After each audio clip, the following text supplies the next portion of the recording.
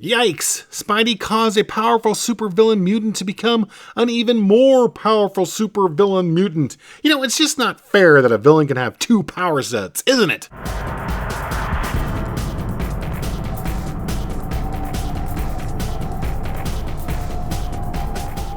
Welcome to Kevin's Commentary on Comics, the only comic book-based YouTube review show to feature fluoride. I don't even know what that means, but surely that's enough for you to hit the thumbs up button right now, because healthy teeth are happy teeth. Now, speaking of teeth, we got a tooth grinder here, folks. This is the second part of the Living Monolith story, and boy, it's a doozy. Marvel Team-Up number 70, Whom Gods Destroy. Published June 1978. Writer Chris Claremont. Artist John Byrne. Inker Tony DeZuniga. DeZuniga?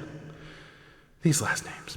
Yep, last issue Spidey let a door close on Havoc, which caused the Living Pharaoh to become the Living Monolith, which honestly is a better name. He's a giant, has Spidey in his grips. Spidey tries one of his usual tricks, webbing the monolith's eyes, but that really did nothing, and the monolith throws Spidey with the force of a rocket. Luckily, Thor catches him conveniently in front of a sign that says X-Men Monthly in May. Hey, Marvel can do its own product placement, right? Spidey quickly explains the situation, to which Thor goes to face the monolith, who's mainly just kind of walking around like he's sightseeing or something. I don't know. Thor socks him a good one, but Monolith returns in kind, and thus the tussle begins. I do love it when Thor uses his hammer as a shield, just spinning it around like that. It's cool. Meanwhile, Spidey hatches a plan that Thor could throw his hammer at Havoc's energy coffin, and that will resolve everything. So Thor does it, and the monolith laughs and says the casing is booby-trapped, and if it explodes, he'll have Havoc's power forever. Okay, let's unpack this a bit.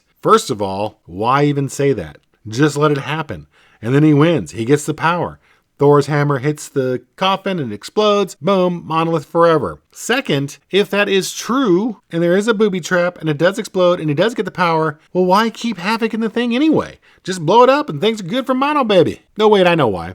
It gave Claremont and Byrne a chance to let Spidey web Thor's hammer to try to turn it around like that trick would ever work. Thor hits Monolith in the back with his hammer, which knocks Monolith into the New York harbor. Thor actually hurt the Monolith here, so Monolith throws a boat at him. And I really love this page. It just shows the power of Thor and his hammer. It's just so cool. He just smashes that thing in one swing. So in truth, Thor's about fed up with everything and starts to bring in the thunder. Spidey is feeling a little left out, so he borrows some binoculars on the Empire State Building to check things out. Now, I don't know if you've ever used these before. I have. And you can barely focus in on anything, much less trying to get the detail he actually gets out of what he sees. But he does manage to get the 411 on the mini hurricane Thor has formed around the monolith. Spidey finds Havoc, takes out the thug guard, and starts trying to figure out how to get around the booby trap. Now, Thor, in the meantime, is not really having a lot of luck taking down the monolith. In fact, he even says zounds as the monolith powers up. When Thor says zounds, it can't be good. Spidey, using his spider sense, does figure how to get past the booby trap and frees Havoc, who is pretty pissed. Just as Monolith is going in for the final kill on Thor, he loses his powers and vanishes. Havoc remembers that Lorna was blasted into the sea, and Spidey asks Thor if the Avengers can help. Thor says they can't because the government has forbidden them from using their machines. Another nice little nod to what was going on in the pages of the Avengers at this time.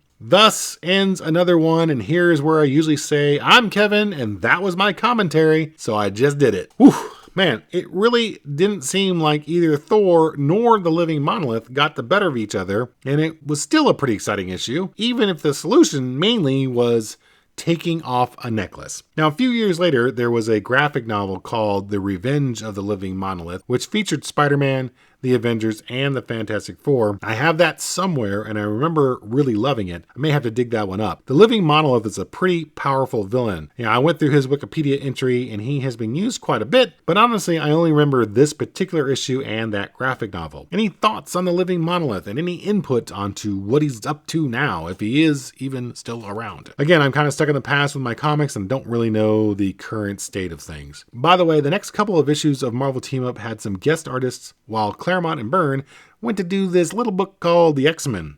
I don't know if that really went anywhere, but, you know, maybe it had some success. I just don't remember. They do come back, though, in issue 75, and that's where we'll pick up next time. So come on back yourself, and until then, make today the day that you would make great, and I will see you.